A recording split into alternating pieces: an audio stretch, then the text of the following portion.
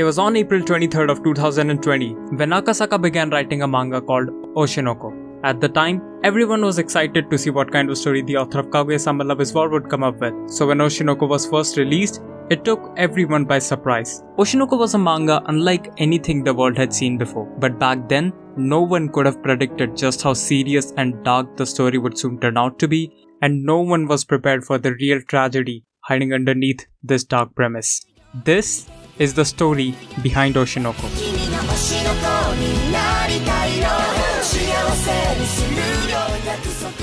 As I've already mentioned, you might remember Akasaka as the guy who made Kaguya-sama Love is War, a rom-com series that has practically defined this generation of romance anime. And that same guy also happens to be the writer of Oshinoko. Now if you've watched, read, or even know the first thing about these two works, you might be wondering, how the hell do these polar opposite series share the same fucking author? And believe me, I asked myself that same question. But weirdly enough, as I continued to research more and more about Akasaka, I realized that he's exactly the kind of guy who is most suited to make such a wild story like Oshinoko. To begin with, Akasaka debuted all the way back in 2011 with a monthly release manga titled Goodbye Piano Sonata. The story followed the themes of music and tragic upbringings, something rather unexpected from the guy who's most known for his great comedy and rom-com drama. This manga was more or less a stepping stone for Akasaka that got him into the manga industry. I say that because Akasaka only did the artwork for the manga while the story was adapted from a novel made by another author. So it makes sense why the story felt nothing like his other well-known manga. But it wasn't all for nothing though. In his own words, the biggest thing he learned from Sayonara Piano Sonata was how to choose what scenes are important to the essence of a work, since he had to pick and choose what to cut from the original. The manga itself was a short read of 16 chapters that lasted from Feb 2011 to July 2012, after which an unemployed Akasaka set out to publish his next manga, but this time with a story that he himself created. And soon enough, he got that chance as later in 2013, Akasaka began writing his first manga of sorts, that goes by the name of Instant Bullet. What would happen if the darkest thoughts of some pessimistic, lonely and emotionless high schoolers actually came true? The answer to that question was this very manga called Instant Bullet. Fukase Kuro is a high schooler with no friends or family to speak of, and no one to talk to aside from his hallucinations. Every single day, he curses the world that has always been cruel to him. He wouldn't care less if this world came to an end. Instant Bullet follows the story of Fukase Kuro and many other mostly broken people who have been given abilities that closely resemble their true inner desires. Akasaka decided to take the most messed up cast of characters with the most depressingly sad backstories that fuel their anger against the world. And through them, Akasaka explores the many deep, dark and hidden emotions of teenagers who continue to try and find a place in this world that has always rejected them. If that sounds like some depressing shit, well that's because it fucking is. Most people who only knew Akasaka for his comedy and relatability were now seeing a very different side of him through reading his earlier works. Akasaka actually came up with the idea of Instant Bullet all the way back in high school, and he wanted the story to be his first original work ever since. So he was quite happy to have that dream of his come true. But by the time he was done with the second volume of Instant Bullet, Akasaka's editor told him to wrap things up in the third volume. Basically, it was getting cancelled. Even though the manga was eventually able to go for another 2 volumes, the ending was still haphazard and rushed because Akasaka had to end the series prematurely. This also meant that he was about to be once again unemployed, so faced with this issue, he began pitching ideas for his next manga. So here I've got about 10 different ideas for manga that are about death games and tragedy. What do you think about them? That's some pretty serious stuff. Do you maybe have something a little more lighthearted? A light-hearted series. Huh. And thus, in 2015, Akasaka went on to publish an infamous work that would go down in history as one of the greatest rom-com story ever made. On the 19th of May 2015, the first chapter of Kaguya-sama Love is War was released. The story of Kaguya-sama follows the two geniuses of the Suichon Academy, the student council president Miyuki Shirogane and the vice president Kaguya Shinomiya, who go to great lengths to make the other party confess their feelings. As each chapter progresses, their methods become more and more elaborate, but nearly every single time, the conclusion to their warfare ends up in some dumb, unexpected way. More often than not, their battle comes to an end due to the involvement of the other members of the student council, mainly Chika Fujiwara and sometimes Shishigami, who is my personal favorite character of the series. At first, Akasaka thought that this double tsundere trope was unlikely to become successful since it was his first time writing such a manga, but as he would soon find out, he could not be more mistaken. The concept of Kaguya-sama was so great and unique that the manga absolutely exploded in popularity. Just kidding, it kind of flopped. Yeah, so for the first volume of Kaguya-sama, only 20,000 prints were issued. If that sounds like a lot, then just take into account the fact that Instant Bullet had received 25,000 copies for his first printout. A manga that literally got axed halfway through was selling better than Kaguya-sama. But the reasons for the low sales and printouts had more to do with the publisher than the manga itself. You see, for the first 10 months or so, Kaguya-sama was published in the Miracle Jump magazine, which is a spin-off magazine of the popular Young Jump magazine. Basically, it was the publisher's way of saying that, hey Akasaka, you can't handle the weekly pressure and popularity of being in the third biggest magazine of Japan just yet. Doing monthly releases of the Kaguya-sama manga for a much less popular magazine was something that Akasaka wasn't the biggest fan of. But after a few months, the manga gained enough popularity that on the 24th of March 2016, the title had been switched to Young Jump Weekly magazine, which Akasaka was pretty hyped out about. It was a significant jump for the manga, due to which it was able to reach a bigger audience. In hindsight, that decision by publishers turned out to be a turning point for both Akasaka and the magazine itself, as today, not one but 2 out of the 10 most popular series to have come out of the Young Jump magazine have been made by none other than Akasaka. And so as the years passed by and the manga grew in popularity, it received an anime adaptation in 2019, and the rest is pretty much history. Okay, no, I'm still gonna talk about it because it's pretty important. Something to take note of about Kaguya-sama is that as each season of the anime progressed, while still retaining the great comedic aspects of the show, the series as a whole gradually started to have more and more time focusing on the serious side of its story. The first season of Kaguya-sama was entirely full of comedic moments that only got better as each episode progressed. While the first season did have a mildly serious tone for its final arc, it reset the theme of love is war at the final episode. The second season, while being even funnier than the one before, marriage material, had 2 major character arcs that were a lot more serious and darker in tone than most of the last season, and yet it still ended on a bit of a funny note. The third season, however, while in my opinion being the funniest out of the 3, it was unlike anything the previous 2 seasons had to offer.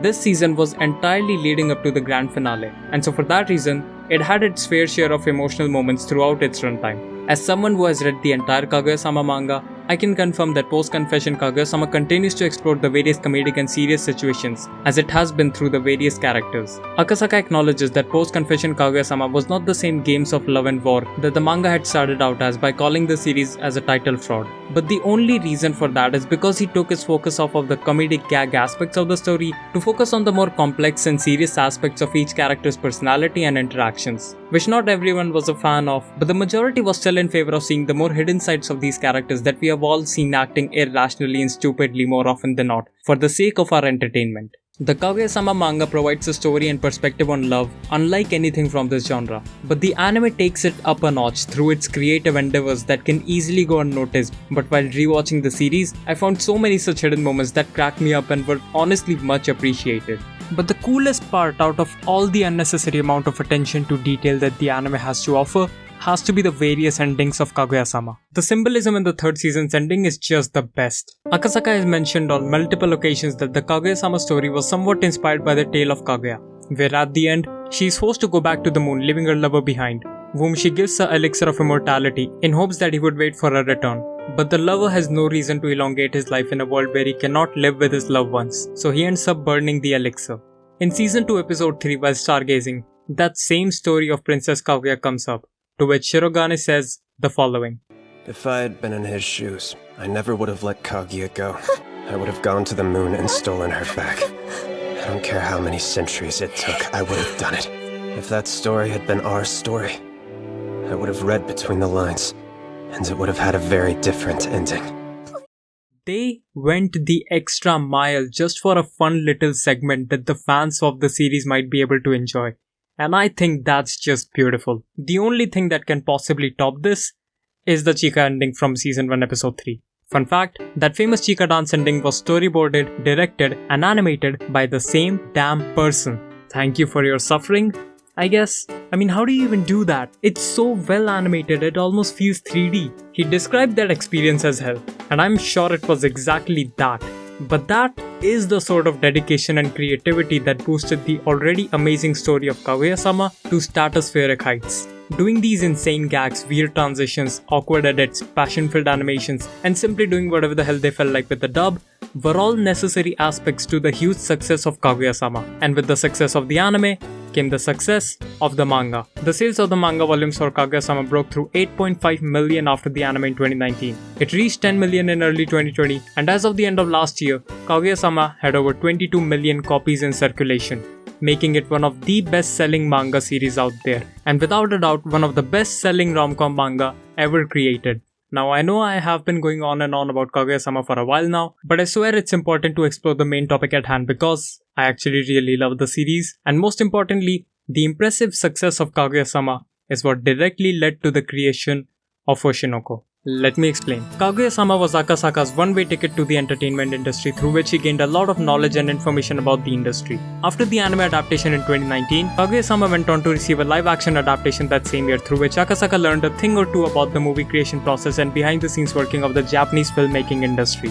He has quite the social media following and is well versed in the internet culture. Akasaka has collaborated with a bunch of VTubers and those interviews helped a lot in making this video. While making the Kaguya-sama manga, Akasaka also got really into Apex Legends. And I mean he got so deep into it that he took time off of writing Kaguya-sama to play in an Apex tournament.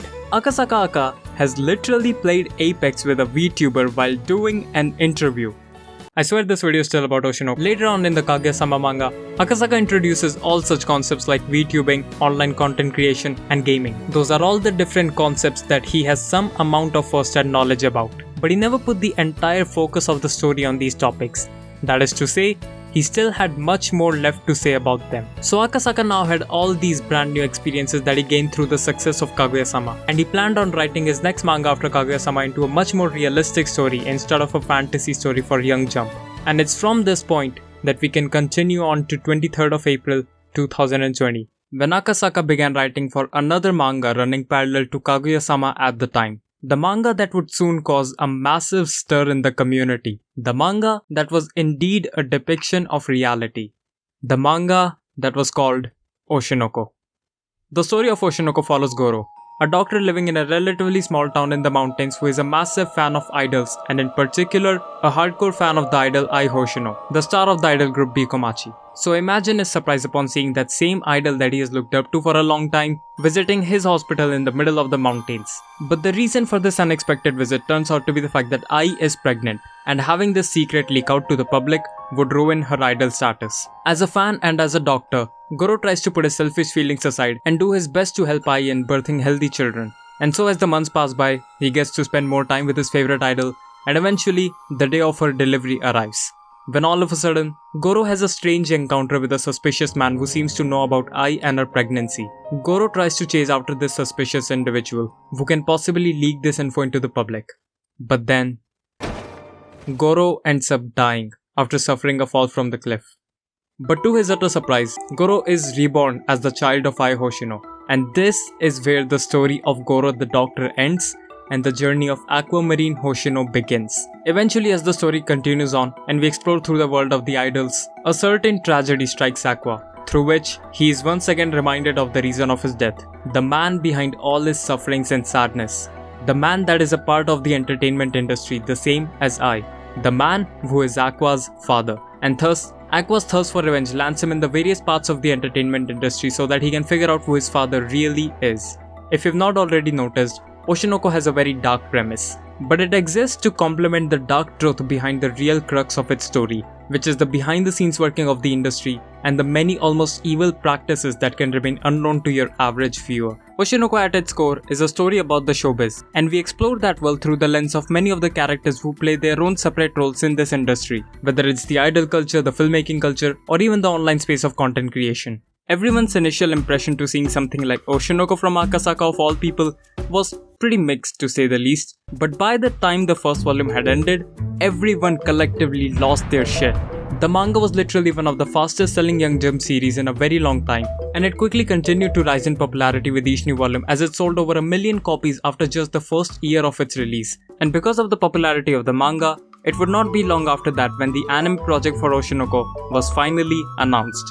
Akasaka was not surprised that Oshinoko got an anime adaptation. I mean, he was grateful, don't get me wrong, but Akasaka is a very analytical person. He's the kind of guy who keeps track of what kind of stories sell and analyzes the reasons for the success and failures of certain mangas. He also tries to write his mangas in a way that works best in the form of an anime, which means he knows when to start and end important arcs to his story so that they will be adapted incredibly. So taking his drive to write mangas that work best in the form of an anime into account, it's really no surprise that Kaguya-sama ended up being one of the best anime experiences that we've had, especially in the rom-com space, in a very long time. But for some reason, everyone was pretty skeptical about the Oshinoko anime because of the studio in charge. Doga Kobo isn't really a well-known anime studio. The highest rated anime they have ever made sits right under the score of an 8. And their animation style is a real hit or miss depending on season to season. So people had their doubts before the anime even started airing. But the manga readers knew that there was nothing to be worried about. Especially after Akasaka himself claimed that he was working with the studio to bring us something a little special for the Oshinoko anime.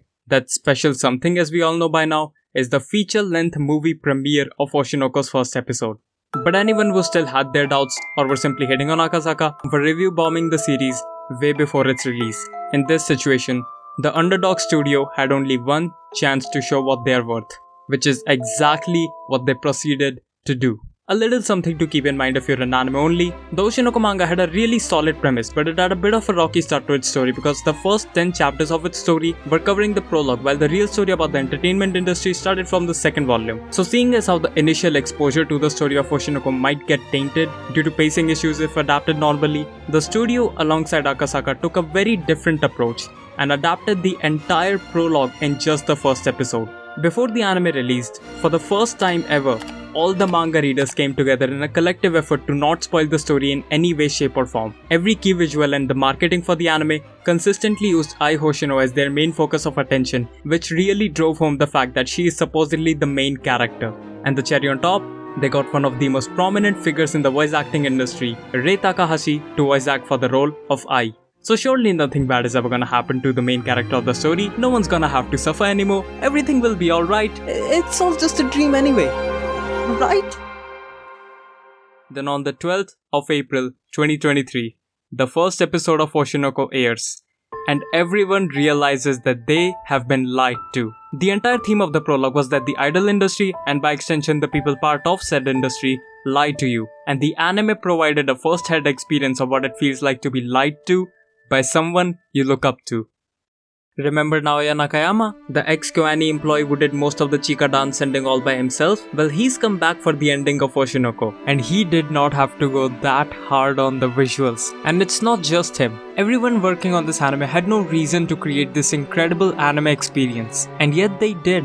Objectively and personally speaking, the pilot episode of Oshinoko was one of the greatest first episode of an anime ever created. Oshinoko is the only non-sequel anime ever to top the MyAnimeList rating chart after its first episode. It could not have been possible without the efforts and passion of everyone involved in this project. The beautiful animation, the incredible soundtrack, and the structuring of the story, which all slowly and steadily built up to that incredibly directed and animated final sequence, is the reason the anime was truly able to surpass the manga. Doga Kobo had one chance to shut up the doubters, and they clearly succeeded in doing so.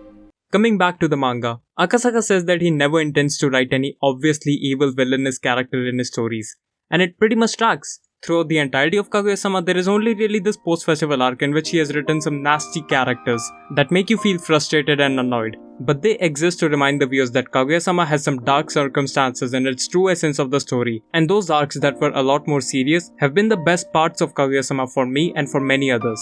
Oshinoko as a story follows down that same darkness surrounding the world of lies and entertainment. A world where bad things often happen not just because of some obvious evil entity, but because those people are simply part of an unpredictable and oftentimes unforgiving industry. And that is also the main theme for truly the most dark and depressing part of Oshinoko's story. In his search to find his father, Aqua ends up finding himself getting involved in a reality TV dating show. The show works like any of our average reality TV series where the more drama and controversies it has, the more the series gets talked about and the more it gets popular. So it is in the best interest of everyone working behind the scenes to make up as much dramatic moments out of possibly even the most mundane things that are happening on screen through forced edits and presentation. So when a person accidentally fucks up on the show, even if the actual people involved don't make it out to be a big deal, the producers can turn it into a big deal by only presenting half the information.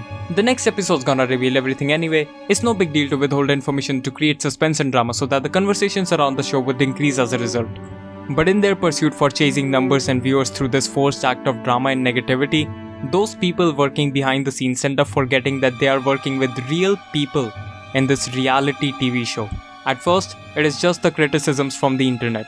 But then, it quickly devolves into name-calling, hating, doxing, and at the very extreme, sending death threats to the person portrayed as the bad guy by the showrunners.